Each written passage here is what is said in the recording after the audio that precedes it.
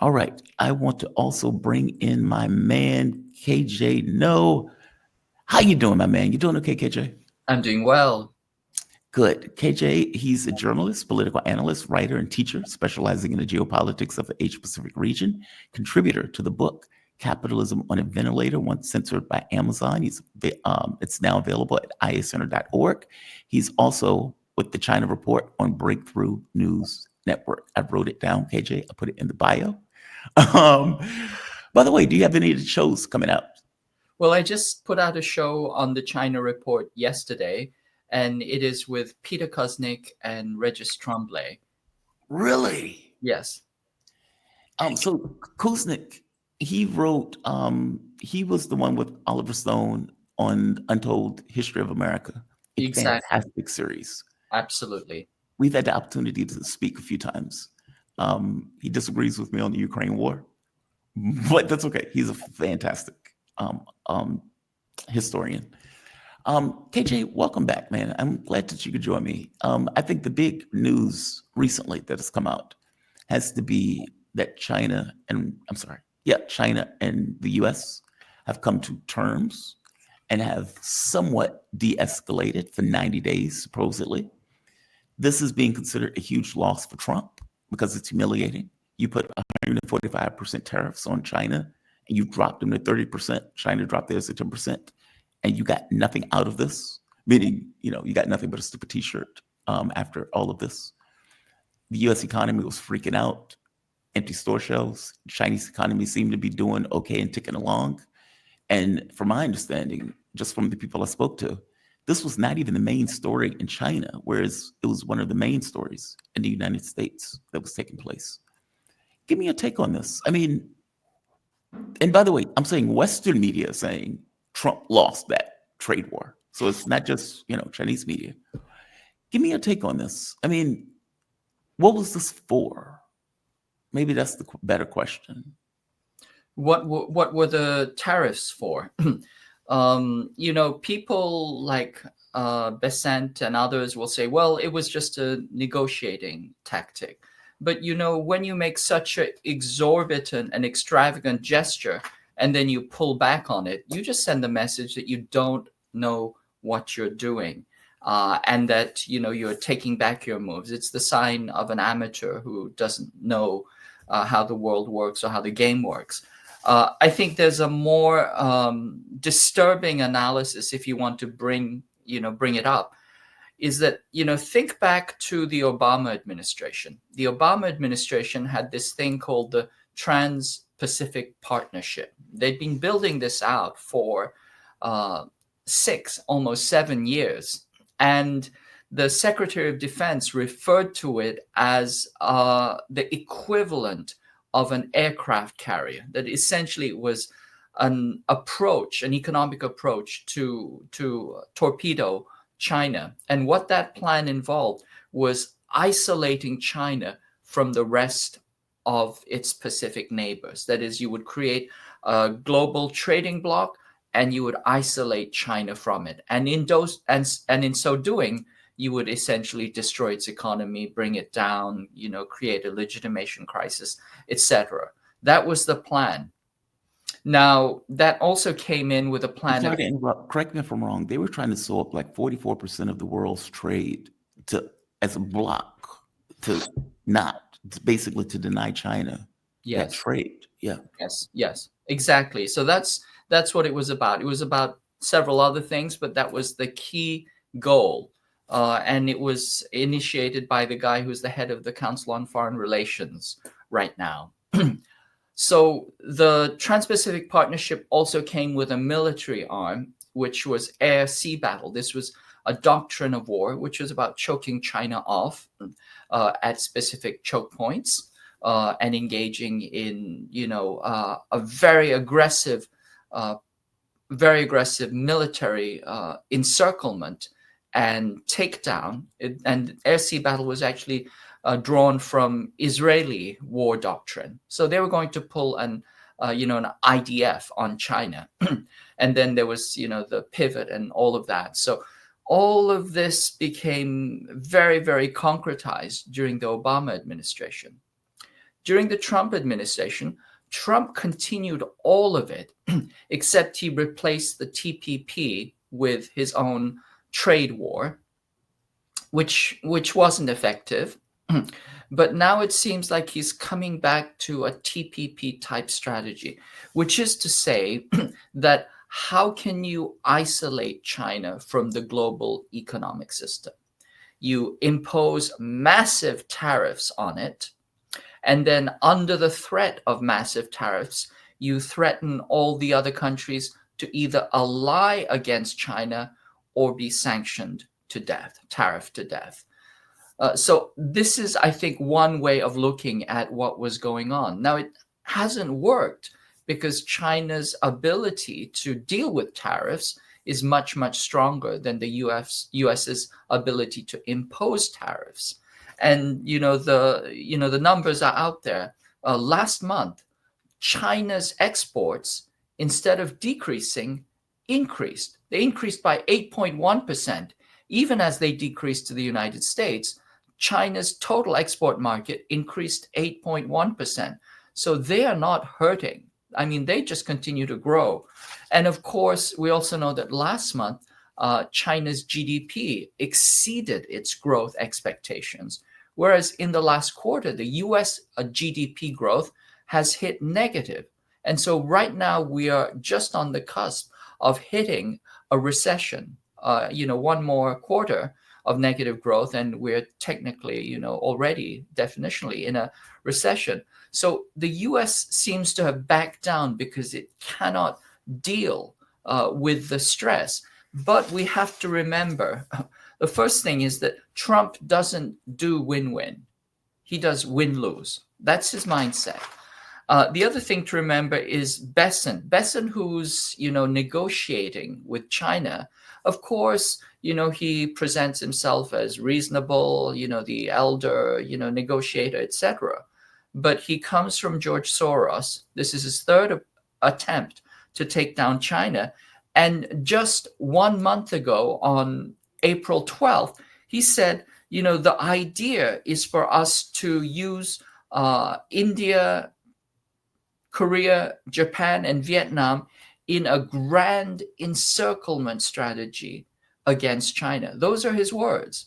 And so I think the Chinese are taking all of this with a grain of salt. They're happy to engage. They want to see if they can get the United States to climb down from the escalation ladder. But they've demonstrated two things. One is you do not back down from the bully, and they're willing to go to the mat. And it seems like the bully has backed down a little bit, but the Chinese are not going to drop their guard. I think they're going to be very, very careful, because this is not an agreement. It's not a deal. It's a 90-day reprieve. It's a 90-day reprieve. And things could go south again very rapidly if the US decides to reimpose or re-escalate. And I would say, just given the continuity of US designs against China, starting with the pivot to Asia, really starting 2008 at least, we know that they're in for the long haul. They're not going to let go. This is because China essentially has demonstrated that not only are they socialist, but that socialism can outdo capitalism on all fronts. And also that by having a powerful country, it creates a gravitational center which pulls other countries out of the US hegemonic orbit. The US relies on all of the global South. It needs this continual extraction from the global South in order to maintain its system. And when countries start to peel off and become independent, that for the United States is intolerable. And that is why the US started to prepare for war against China in 2008, when it became obvious that the Western neoliberal capitalist system was completely effed up, and that China was the future. That's when it became clear, and that's when the daggers started to come out. It's funny when I have this conversation with Brian Beletic, and he would point out like these kind of strategy papers that the people came up with. And as I would tell people, it's like, it's one thing to have a strategy. Reality is different. Reality doesn't really care about your ideology.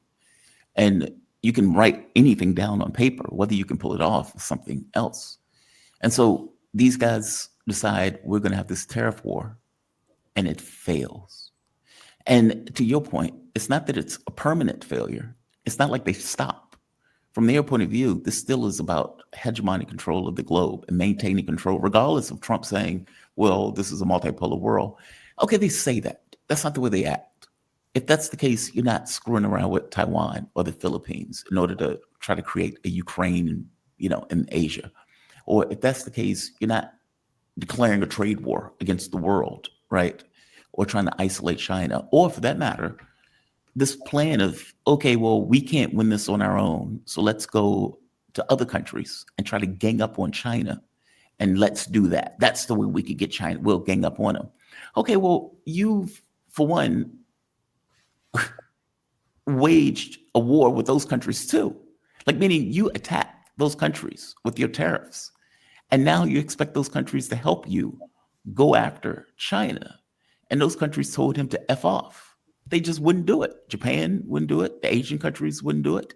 The BRICS countries wouldn't do it. India might have made a deal with Trump, but India didn't make a deal in order to go after China. They just made a deal with Trump. Like, he wasn't able to accomplish the objectives that he set out to accomplish. Part of it was because of the markets freaking out. Part of it was because the dollar was effectively losing value. But part of it was because China, that horse is out the barn. They're too strong and too much of an industrial power to do that to. And we're too reliant upon them for us to be able to just cut ourselves off in the way that Donald Trump was seeming to do. I agree with you that he wants to pivot, but the U.S. doesn't seem to be able to extricate itself from its other engagements. Ukraine being one, meaning they can't just swallow and take the hit and say, okay, we lost, now we're pivoting. They can't do that. Iran is another one where he seems to be instigating and setting up a language in order for some kind of conflict with Iran, even though he didn't have the stomach for a conflict with Yemen. It's such, I mean, do you think this stuff is planned, or do you think it's WYSIWYG? What you see is what you get. It's just they don't know what they're doing. They're so confused. They have so, like, this, how can I say it?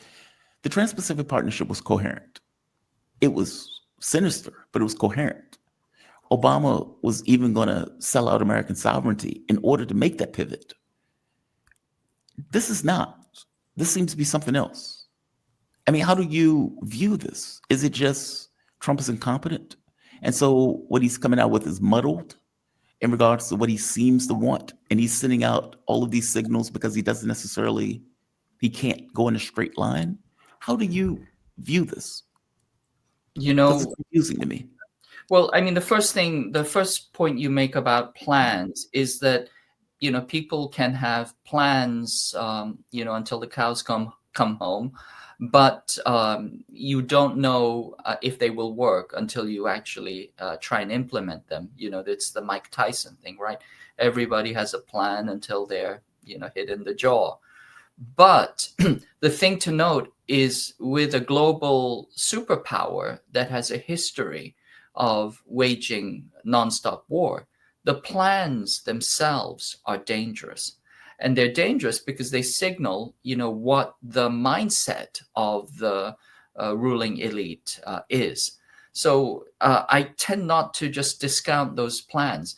And, is this what you see is what you get, or is it just mass, chaos? I think it's wrong to think of it as chaos. People think that, Trump is just this chaos monger. I don't think so. I think there's design to it, and I think there's a lot of improvisation, which is why you see Besant dialing back and they're trying different things. So there's constant, they're tweaking with different aspects. Tactically, they're shifting. I don't believe that they've changed strategically. The plan is to take down China and to see if they can reabsorb it into the global capitalist system, because That's what their worldview is, that there has to be the global capitalist system has to function the way it was functioning. I mean, it never functioned. It always functioned from war and mass slaughter and violence. But they want to see if they can get it back on track. And that's why, if you notice Trump's language, he's saying to the American people, there are all these terrible things happening to you. You've been deindustrialized, you've been immiserated, your lives are getting worse, etc. And then if he were an honest broker, he would say, well, what's happening is, this is a logical consequence of monopoly capitalism. Monopoly capitalism, you have markets, those corporations become incredibly big. Once they become so big, they no longer need to produce anything useful. All they do is they gouge you, and they shift to they shift to financialization. That's why if you go on to DoorDash, if you can't afford your burrito because you've been terribly immiserated, you can pay for your burrito in 4 easy installments, right? If you can't afford your GM truck, you can pay it in, you can get a plan. It's all Grubhub financial. also, by the way. Sorry? Grubhub also does that, by the way. Well, there you go. And Yeah. Amazon, and now it's all financialized, right? So this is what monopoly capitalism does. Creates monopolies, and then it financializes. So this is why we deindustrialized, because we've shifted to exorbitant profits by shipping corporations that actually manufacture overseas, because you want that labor arbitration, you want those high profits. And as for corporations in the United States, who are immiserating everyone because of their monopoly power, then you just have them financialized further and further and further. So the US is not going to reindustrialize. You are not going to have those good manufacturing jobs go home, because there's been 5 decades, not only of deindustrialization, but of de-skilling, literally of deunionization and de-skilling. That system is completely set up to continually immiserate and exploit the worker. And what's the solution for this? Well, there is a solution. You can see what China's doing, or you can see what other countries in the global south are doing. You can have a different system. But instead, Trump has said, those who are responsible for this are China. It's China's fault. And so he's misdirected, redirected.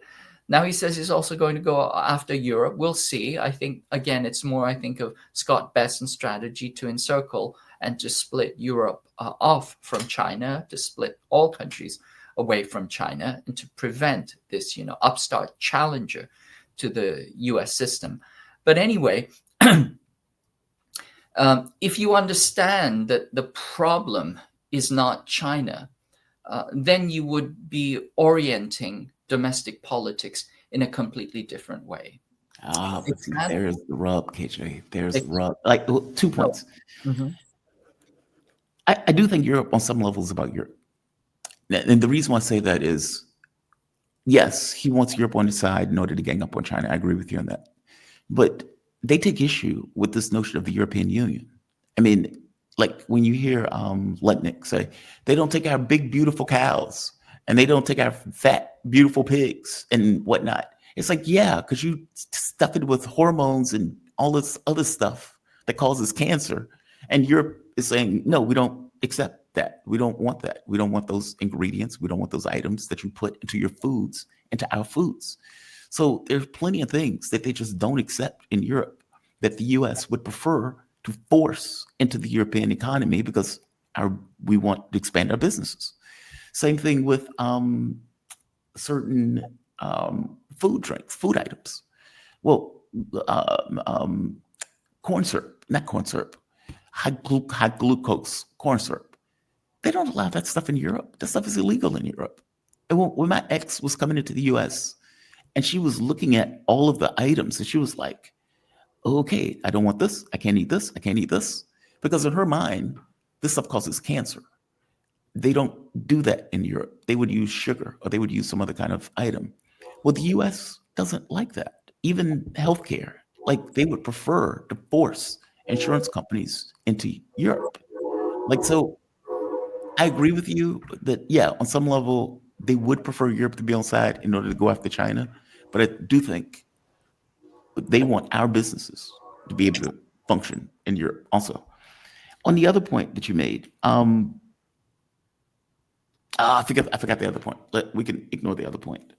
Do you agree with that, by the way, that it is on some level we want our companies to be able to go after, like, for example, when Britain and the National Health Service, we would love nothing better than our insurance companies to be able to go into Britain and unravel their National Health Service so we can turn their healthcare system into something like ours while our insurance companies can profit at the expense of the healthcare in the UK.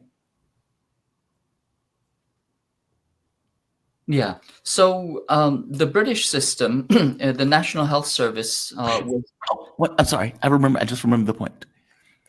They can't do what you're saying because it would impugn the integrity of the system itself.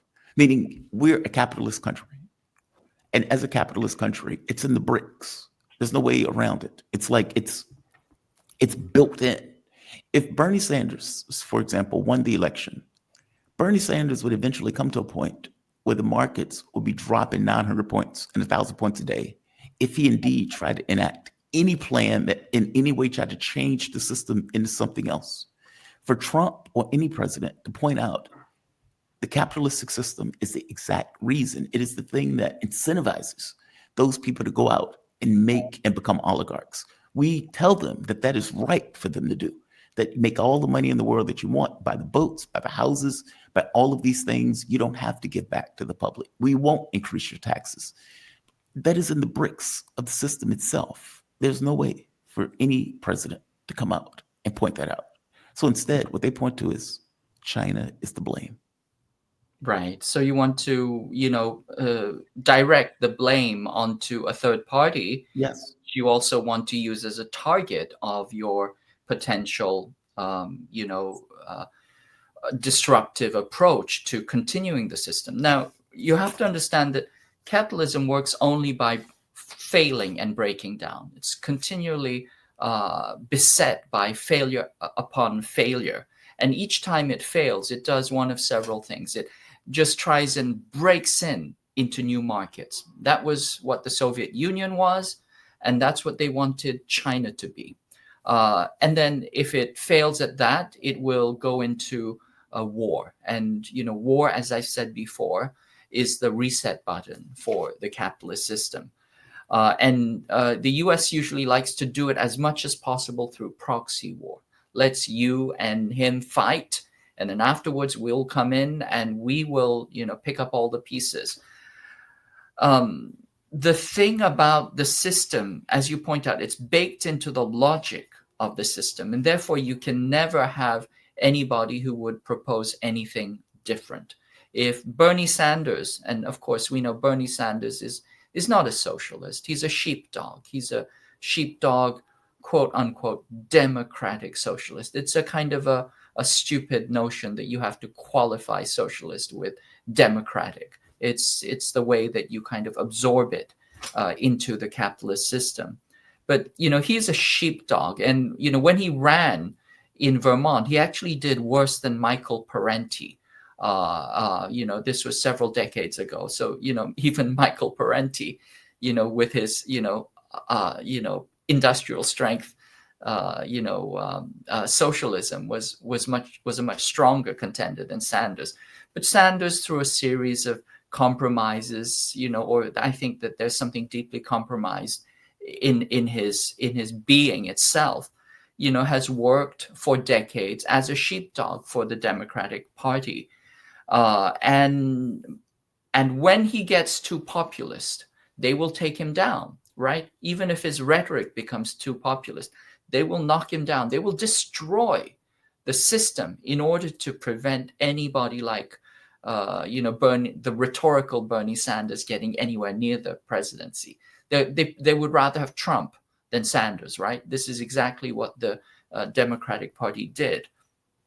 So if we look at that logic, the system cannot change by itself. It's certainly not going to make the policy changes necessary to have a decent, humane system that works for the vast majority of people.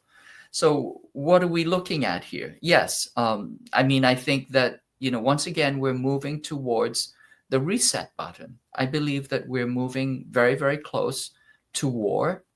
I think these tariffs are a potential precursor to war, as they have been many times in history. High tariffs are, a setup for war. They, encourage this kind of isolationism that you want in order to wage war. Now, here's the really scary piece, is that the US knows that it cannot win a war with China. It knows in its heart that it cannot win a war with China. If you look at all the war games, they always lose. If you ask people like Elbridge Colby, when he debates with Lyle Goldstein, he kind of agrees. Goldstein says, don't even go there. You cannot win this war. The war is the US's to lose. You're getting involved, in the case of Taiwan, in a family quarrel. And the moment you get involved in that, you've already lost. You cannot win this war. And most recently, remember in the India-Pakistan conflict, the largest dogfight is since possibly World War II. A 27-year-old Chinese airframe, the Chinese jet, the J-10C, shot down the most advanced European jets. Something that cost 7 times more than the Chinese, jets cost. They are referring to this as a military deep-seek moment. So we know already that the Chinese have not only the volition, the industrial capacity, but they have the technology to best the United States on the battlefield. Going back to 1950, when the US went to war with China, China had nothing. It was one of the poorest countries in the world. You had soldiers fighting in the snow, wearing sneakers, and they had mismatched rifles, only of which 1 out of 3 actually had a rifle.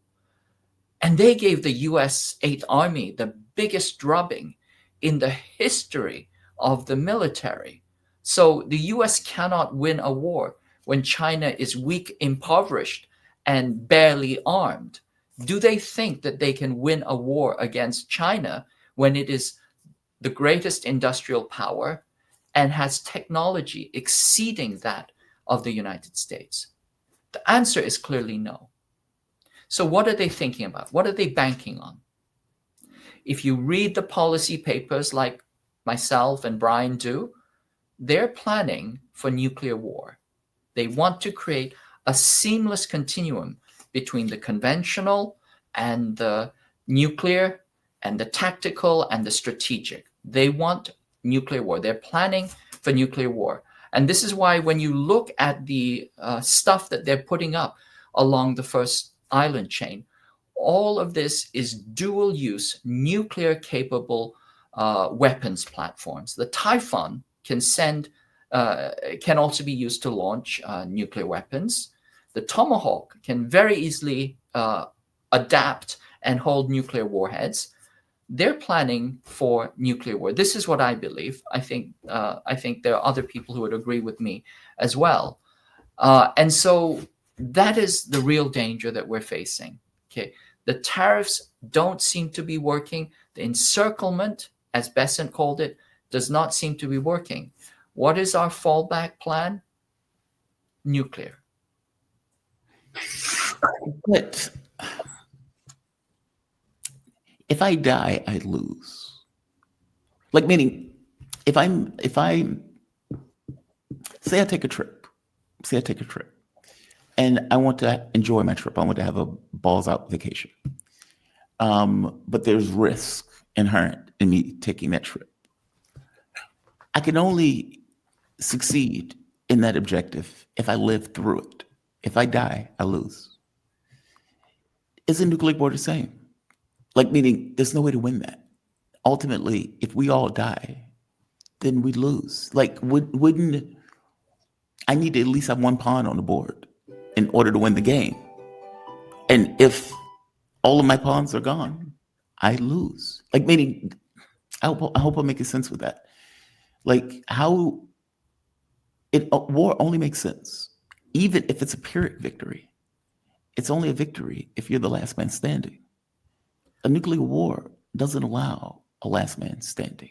For one, it's not going to be just against the United States and China. It would be Russia, North Korea, and whoever else around the globe decides to lump in, because other countries tend to get pulled into that stuff. They don't tend to stay on the sidelines. Like, we're talking about a global catastrophe where multiple countries with nukes may be involved in an exchange. Nobody survives that. Nobody wins that. I agree with you absolutely. I believe that, if you die and you quote unquote win, you haven't won You anything. haven't won anything. Right. Right? But I believe that there are people in the ruling imperial class who believe that they won't die. And I think there's several conceptions to that. Some of them believe that they can outlast. They estimate that, there could be, nuclear winter, but that they can outlast it in their bunkers. This is why some of these people, like Zuckerberg, has a bunker in Hawaii, right? They believe that they can outlast it. Other people believe that they have life everlasting, and this comes from their, apocalyptic notions that come from fundamentalist Christianity. And then I think there are other people who see this purely as sheer brinksmanship, not understanding that, you can't engage in that kind of brinksmanship. And other people, simply don't care. I think there's some part of it. I think there's some really nihilistic types. And I'm thinking of people like Peter Thiel. And I think they're happy to end the planet. I've said, Peter Thiel, is like this line from Aldous Huxley. He said, this is what being your, damnation is, being your sweating self, but worse. Peter Thiel looks like that. He looks like he's happy to take the rest of the world into damnation, the entire world into damnation. But now here's the thing. If you look at the statement that China and Russia released, the joint statement in Moscow on May 8th, this is important because essentially they're sending the message that, in their words, the destinies of the peoples of all of the peoples of all countries are interrelated. States and their associations should not seek to ensure their security at the expense and to the detriment and the security of other states. We believe in indivisible and equal security. And then they say that it's important to avoid playing zero-sum games and to reject Cold War mentality. And then they go specifically down the line. And they're saying, essentially the message they're saying, to summarize, is we know that you are planning nuclear attacks. We know that you're planning preemptive nuclear attacks, counterforce strikes. And we're telling you, don't even think about it. Okay. So that's the message that China and Russia are sending. Don't go. The thing is, KJ, there's some points of view of reality. There's some workable points of view that force you to engage them at their level. You just can't get out of it. Violence just so happens to be one of them. I mean, it is very hard to avoid someone who's intent on fighting somebody else. It just is. Like, meaning if you have people who are sane and rational who want to negotiate, okay, fair enough, you can negotiate and you can deal with those people in the context of negotiations. But the moment that the person is like, I am willing to kill, murder, and slaughter in order to accomplish my objectives. Okay, well, not everybody's willing to do that. And so in some cases, that guy is going to be able to get by without having to do that just because they're willing to do it. In another case, the people who are going to be in opposition are going to have to deal with that person on some level, at the level to which they are engaging. Meaning, at the end of the day, a guy with a gun is somebody you have to deal with on some level as being another guy with a gun. That is unfortunate. I don't know another way around it. Diplomatic pressure may not work with that guy, especially if he's hell bent on invading another country or bombing another country. Like, meaning, so for China and Russia to say, don't try it, doesn't really stop them from trying it, if indeed that's what they want to do. And there's nothing that can really stop them from doing that. That's the terrifying part about that. Yeah. So, what Or do you think I'm wrong on that? I mean, tell me if I'm wrong on that. I hope I'm wrong on that. I hope you're wrong, and I think you're right. So I can't say much to that. I mean, certainly, you can think, are there nonviolent ways of restraining somebody who is going to be very violent? Is there a way to disarm somebody who is holding a weapon to your head? That's a very, very hard question to answer.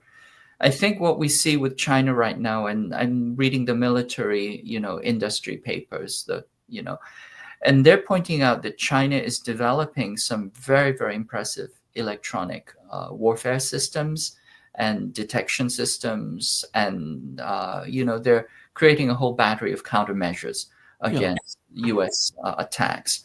So the question is this enough? Does this constitute enough of a shield or a barrier or even, a deterrent to the United States? That question is unanswerable at the current moment. I do not claim to know, what they're planning. But I think that all we can do is, do our best to see if we can get, our ruling elite to climb down from this mad escalation. And to understand that, that win-win is possible. It's possible. U.S. is capable of living, having a decent society and living a good life. It just needs to change its entire political system. That is possible, but it's so wedded to this notion of supremacy, to hegemony, and then it's bought out a large portion of its managerial class, with promises that, they're going to be the labor aristocrats, if they go along with that plan, and it's not going to work. So I don't have any, good takes on that, Jamal. I think that we are facing an existential crisis. I think that there are sectors of the ruling imperial elite that are willing to go as far as they need to in order to maintain their hegemony. I've said this before. There are people who would rather see the end of the world than the end of their power and privilege. And that's terrifying. It is terrifying because for them, the end of their power and privilege is the end of the world. It's not, certainly, but that's how they think. And so these are this is the ideology. These are the people, this is the mindset that has to be fundamentally challenged. I don't know if we can get that in the capitalistic system. I mean, like, in the US, we like to say that there is the economic system and there's the political system, and that these two things are somehow separate from one another, and the political system overrides the capitalistic system. So we don't want, 5-year-olds in mines with black lung disease or 5-year-olds doing labor. So we say, okay, well, child labor laws, we want to do that. Now, if it was a capitalistic system purely, that's okay. They'll do that. Newt Gingrich is like, yeah, kids should be cleaning toilets in school to make extra money. That's the way they think, right? But that's not entirely true. One does affect the other. The point of view of this notion of, I can make as much money as I want. I don't really care about anybody else. My hand is always in somebody else's pocket in order to put money in my pocket. And that's just kind of the way that we operate. And there's a certain level of morality where we try to curb that incentive of taking advantage. But it's built into the system itself, and it affects the political system in the way that they effectively operate, where we have an adversarial political system, not a win-win political system also. Win-win requires on some level trust. I have to trust you that you're going to be fair and honest with me in the context of whatever kind of deal and agreement that we make. But as you've noticed, we don't stick to deals and agreements. We break agreements whenever we see fit or whenever we have an advantage. This notion of win-win for us just doesn't apply unless somebody is superior, where we're forced to accept that position, if that makes sense. Yeah.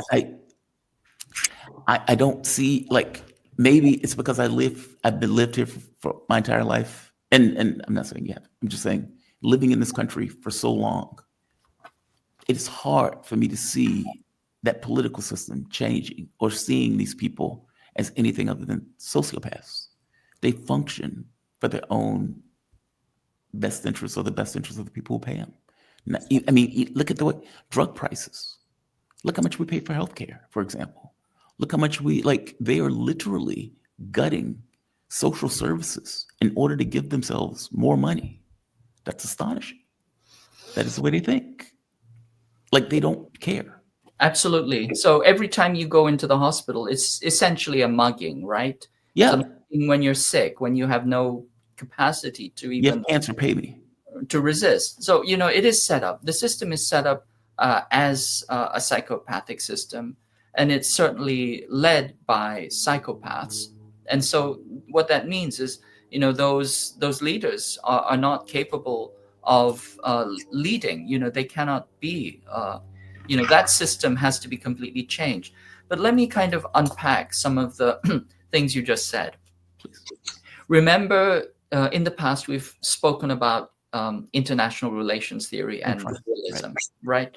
And realism is based, as I said, it's based on this foundational notion that we are ignorant of the other. We're ignorant of other states, and it comes from Western philosophical epistemological notion that we're ignorant of other minds. We don't even know if they exist. It's what they call the problem of other minds. Once you get in that framework, then you say, well, because we're ignorant, we can only assume that they're only in it for themselves, and therefore we have to subjugate them. We have to be offensive. We have to dominate them. And so essentially we're saying that because we cannot connect to other human beings, we have to dominate them. Okay.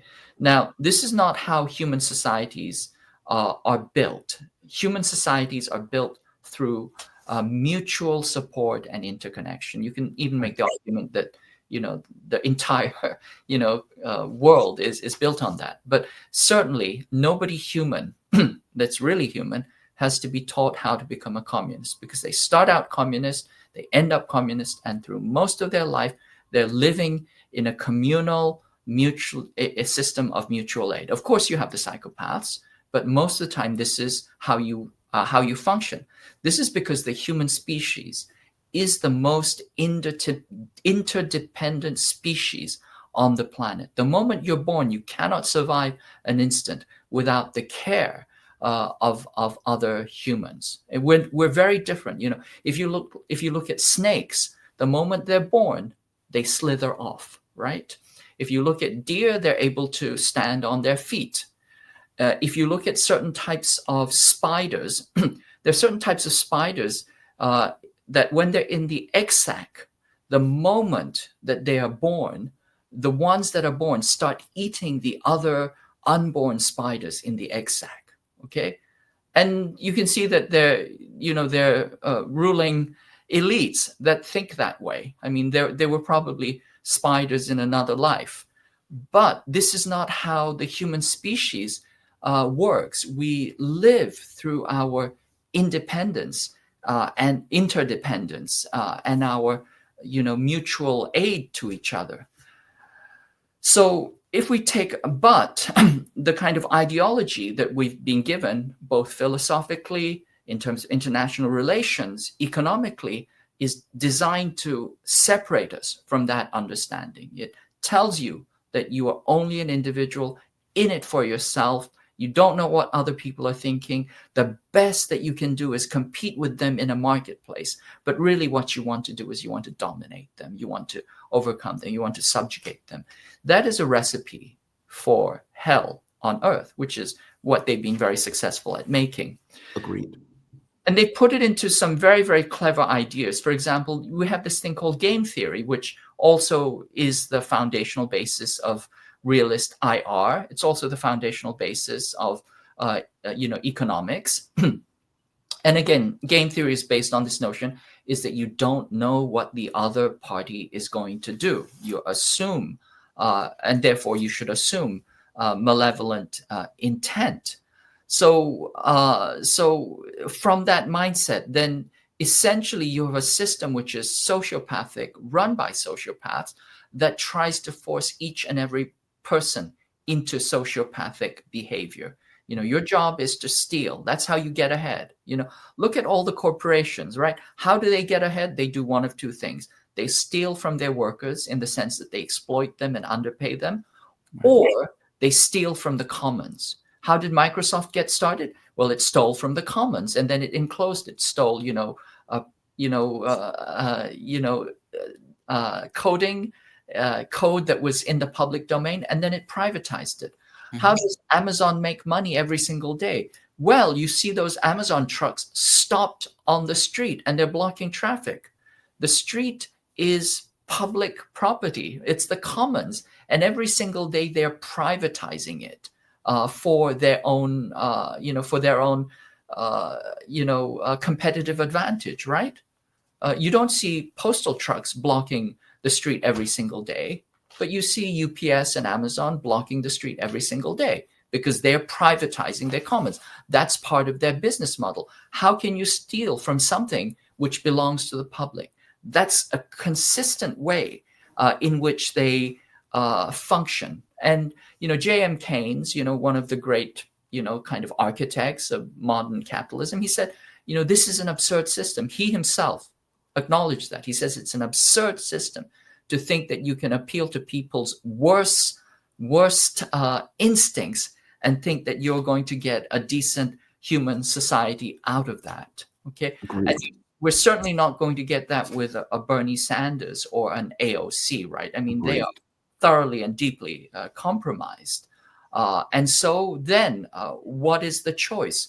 Well, first, I think that we have to reclaim our humanity. We have to refuse to function in ways that are exploitative and that are domineering and violent towards others. So I think I don't want to sound woo-woo, but I think there's something that has to do with a fundamental change in mindset and ideology, and that's not hard to do because, as I've said, human beings are built, designed, evolved to be interdependent. So it's simply a matter of reconnecting, touching back to your own humanity. And then the other piece is policy work. And you start with small pieces of policy work and you see if you can build out something which actually functions. You spoke about child labor. Well, we still have child labor, Jamal, but it's in the agricultural sector.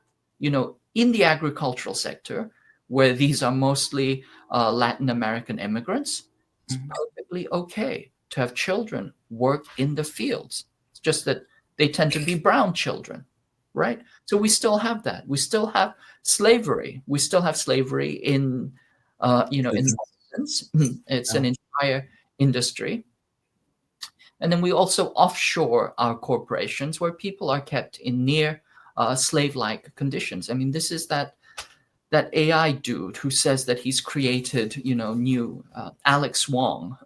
He's one of these AI, dirtbag tech bros. He says, well, our company's creating these, new innovations, in AI. No, he's not. He's running an AI sweatshop overseas where, you have thousands of, poor, brown and, people of color, doing AI,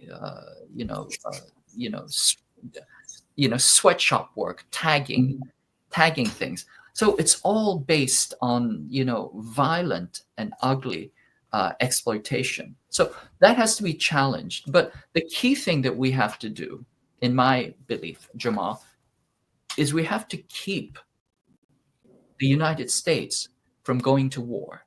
Okay? Because what the US has done over and over and over again is when there is an alternative that arises in the global south, it has squelched it, it has destroyed it. And when it can't destroy it through regime change and other means, it goes to war. It Yeah. literally will wipe everybody out. From my, I'm from Korea. South Korea built a socialist state in 1945 called the Korean People's Republic. Mhm. What did the US do? It took a puppet, put him in, and that puppet literally killed off all the socialists. Literally. I mean, there's just like hundreds of thousands. Anybody who was even minimally associated or thought to be progressive, they just lined them up and shot them. The world's longest mass grave is in South Korea. It's 3 kilometers long. World's longest mass grave. And in Korea, we have 150 something mass graves that have not been excavated. This is how South Korea is built. This is how it was turned into a capitalist system, simply by eradicating all of the people who had or were suspected of being, socialist or progressive. We saw the same thing in Indonesia, right? In Indonesia, 1964 to 1966, they simply killed off all the socialists, 1.5 million at least, we think. Streets were running in blood. And then when they can't do this, what they will do is they will wage massive wars. So we see wars like Vietnam, like Korea, and so on and so on. And South America. we saw the taking down of all the secular socialist Arab states in the Middle East. All of them were taken down, most recently Libya, and so on and so on. But we know that, the empire will engage in extreme violence and it will go to war to prevent any challenge to its control, its hegemony, to any challenge to its system. And so, what we have a duty here in the belly of the beast is to see, can we temper the violence of this, hegemon? Can we pull it back a little bit? You don't have to tackle it, but sometimes it's just enough to, to nudge the elbow to keep it from, throwing that blow. Yeah. So, I think you're right. I do think I guess people are oriented in thinking both ways. I think you're right that I think it's learned behavior. Like you keep being introduced to the same behavior just in the very basis of the way you operate on a daily basis because you have to operate that way. You have a job. And in that job, you're doing X. You're being exploited in that job. You get an Uber. You're paying that person not enough for that Uber because you don't make enough. And so that person's not getting paid. Like it's learned behavior over the course of your life where you just get deadened to it. But I agree with you that it's structurally set up that the only way that you can succeed or even, stay afloat is yeah, if you're consistently engaging in that kind of behavior, yeah, right? I mean, I've done a lot of work with the homeless. And if you look at the homeless, they became homeless because they didn't have the fangs. I mean, I'm generalizing a little, but because they didn't have the fangs, they didn't have the really, really shitty psychopathic mindset that allows people to quote unquote become successful. mhm, So, I mean, you can see that it's a system that is set up so that if you are nice, you lose, right? right. And so then the message is constantly, you cannot be nice. I mean, this is story that you read over and over and over again. Well, you try to balance it. I mean, it's almost like you try to find that line where, okay, I can be up to this point versus my own needs. And you try to, skirt that line. Mhm, I mean, it depends on the person, right? Yeah, some people just don't care and they mhm. just, max it out. But I do think you're right though. I do think people can be either way. If you had a society that allowed them to be that way, that was cooperative, Mhm. then they will function that way. They would that's what they would know. That's what they would be born into. That's what they would function as. Mm. It's just, it's not that way. But I agree with you about, look, if there was an asteroid that was about to hit Earth, Mhm. you could technically build a satellite if you could find it far enough away and rotate around it in order to change its trajectory just a little bit enough with gravity where 1 or 2 degrees is enough to avoid disaster. Mhm. So maybe that's our job. Like that 1 or 2 degrees to avoid disaster. KJ, man, I always enjoy these conversations. I really do. And I think the audience enjoys it too. I thought somebody said this is a hell of a conversation. This is a wow conversation. Thank you for this, man. I really do appreciate it. Your knowledge of this stuff is always phenomenal. And it's always in depth. It's always thoughtful, thought provoking. And you give us something to think about. So thank you for this. Thank you, Jamal. Always a pleasure to be with you. You have a good one, man. And just so the audience would know, KJ, he's a journalist, political analyst, writer, teacher, specializing in the geopolitics of the Asia Pacific region. He was a contributor to the book Capitalism on a Ventilator, once censored by Amazon, is now available at iacenter.org. You can also find him on the China Report on the Breakthrough News Network. And as he pointed out, he just had an episode that was put out yesterday, so definitely go check him out. You got a taste of him today. He's fantastic. Thank you for this, KJ. Thank you. Always a pleasure, Jamal. Be safe, man. Have a good day. All right, guys. We have come to the end.